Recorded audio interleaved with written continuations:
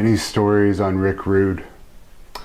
Lots of stories on Rick Rude. I mean, Rick was something else. Remember one time we wrestled in Cape Girardeau, Missouri, right? And me and Rick had to wrestle because, I'm Hillbilly, and Rick Rude is like anti-Hillbilly, right? The looks and everything. He's a pretty boy, he's a stripper kind of guy, We were doing our match, and we were having a good little match, and so somehow or another Rick threw some kind of punch at me or something. And when he did, his elbow, boom, come through and caught me right here in that little spot temple. And it stung like hornets, a bunch of hornets. And I said, that's going to bring something.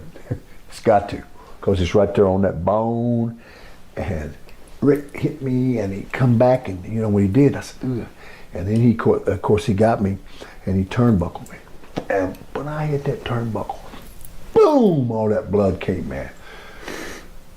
Rick freaked out because I could see him. Oh my God, oh God. And I was saying, well, don't have no breakdown. I'm sorry. I said, don't worry, that's okay, brother, don't worry about it. I was bleeding like a goose, man. He just shot.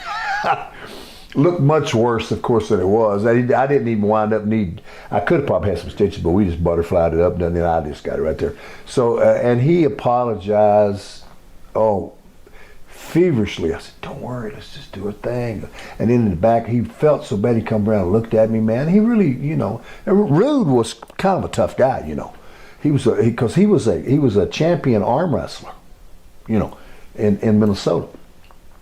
And he come from those schools up there where they were pretty salty guys, because him and Heenan and all those guys and one of those Road Warriors come from up there. So they all had this little high school rivalry, and they're all pretty little tough little cookies, especially Rude. And Rude was a kind of a kind of salty kind of guy.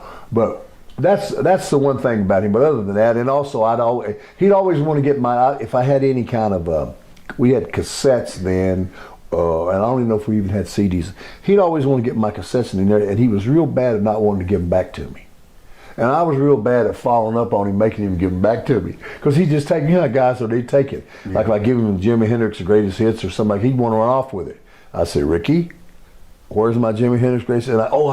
Because I know he was going to keep it. Because, you could just tell it's something he had done all of his life, and the guys do that to each other.